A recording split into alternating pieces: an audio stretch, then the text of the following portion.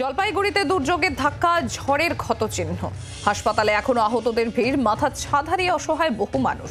মুখ্যমন্ত্রী মমতা বন্দ্যোপাধ্যায় আজও থাকবেন চালসাতে, বেসরকারি হোটেলেই দলীয় কর্মসূচি দান।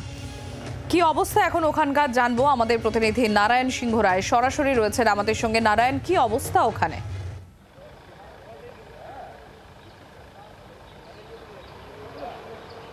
দেখো, এই মুহূর্তে বলে রাখি আমি চালসাতে রয়েছি। মুখ্যমন্ত্রীর আমার পেছনেই একটি বেসরকারি হোটেলে রয়েছে। একটু পরেই কিন্তু 11:30 নাগাদ, যতটুকু সূত্রের খবর জানা গেছে, এখান থেকে নিচে চালসার নিচেই টিয়াবন বলে একটি জায়গা আছে, সেখান থেকে চপারে করে তার আলিপুর জেলার কুমার গ্রামে যাওয়ার কথা। সঙ্গে থাকবেন মন্ত্রী অরূপ বিশ্বাস।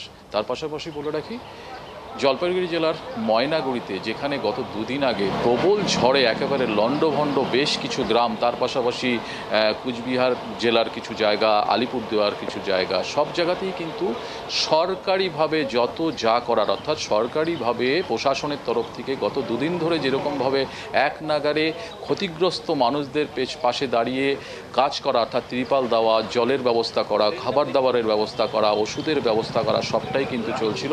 আজও কিন্তু একইভাবে চলছে। আজ সকালবেলা যেমন জলপাইগুড়ি, সবচেয়ে বেশি ময়নাগুড়ির যেখানে ক্ষতি হয়, সেই ক্ষতিগ্রস্ত এলাকায় দেখা যায় পুলিশ এবং প্রশাসন যৌথভাবে সেই সমস্ত ক্ষতিগ্রস্ত মানুষের পাশে দাঁড়াতে দেখা যায়। তারা তাদের পানীয় জল, ত্রিপাল থেকে শুরু করে খাবার দাবার সমস্তটাই বিলি করতে দেখা যায়। এবং যেই সমস্ত রিলিফ ক্যাম্প রয়েছে, যেখানে ক্ষতিগ্রস্তদের রাখা হয়েছে, সেই সমস্ত রিলিফ ক্যাম্পেও কিন্তু সরকারিভাবে সমস্তটাই খাবার দাবার থেকে শুরু করে যাবতীয় জিনিসপত্র দিতে দেখা যায়।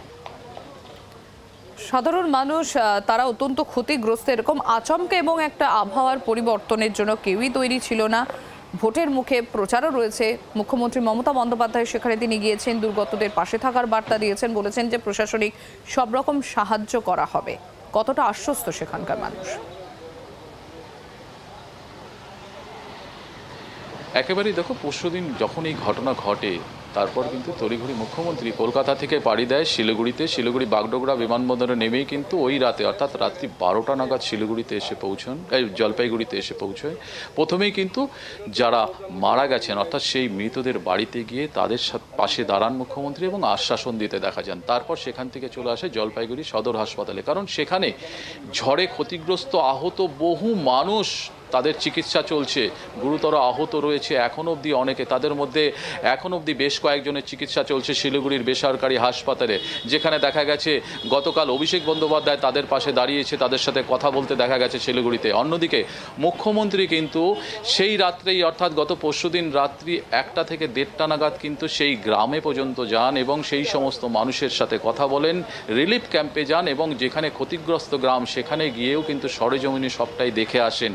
তারপর থেকে কিন্তু তিনি এই চালসার, উপর চালসার বেসরকারি হোটেলে রয়েছেন। এখান থেকেই কিন্তু তিনি সমস্তটাই দেখভাল করছেন। পাশাপাশি রাজনৈতিক যেই সমস্ত কর্মসূচি রয়েছে উত্তরবঙ্গে, সেটাও কিন্তু তিনি এখান থেকেই গিয়ে করবেন বলে জানা গেছে। কারণ আজ বাদে কাল থেকেই শুরু মুখ্যমন্ত্রীর বেশ কিছু প্রোগ্রাম রয়েছে উত্তরবঙ্গের আলিপুর জেলায়, কুচবিহার জেলায়, জলপাইগুড়ি জেলায়, সবটাই কিন্তু এখান থেকেই তিনি যাবেন, করে আবার ফিরে আসবেন। তার পাশাপাশি যে প্রাকৃতিক দুর্যোগে যে ক্ষতিগ্রস্ত মানুষরা রয়েছে, তাদের পাশেও কিন্তু কিভাবে কি করা যায় সবটাই এখান থেকে দেখছেন বলে জানা গেছে। পাশাপাশি বলে রাখি, সাধারণ মানুষ যারা ক্ষতিগ্রস্ত, তারা চাইছে তাদের যা দরকার, অর্থাৎ তাদের চাহিদা অনুযায়ী যে রিলিফ বা যা যা দরকার সেটা পর্যাপ্ত পরিমাণে পাচ্ছেন না। কিন্তু পরিস্থিতি এতটাই খারাপ যে সেখানকার পরিস্থিতি, বাড়িঘর নেই, গাছপালা নেই, কোনো কিছু নেই, আসবাবপত্র কিছুই নেই এবং রাস্তাঘাট বন্ধ রয়েছে। সেই সমস্যাটা কিন্তু পুরোনায় ফিরে আসতে প্রায় মাসখানেকের উপরে সময় লাগবে। তবে প্রশাসনের তরফ থেকে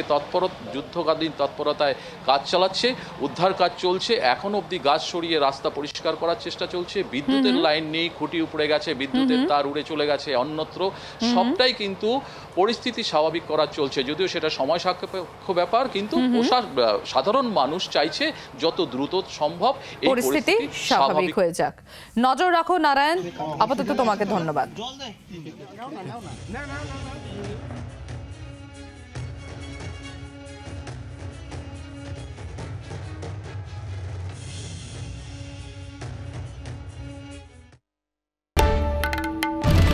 বাংলার আওয়াজ, বাঙালির আবেগ, জি 24 ঘন্টা।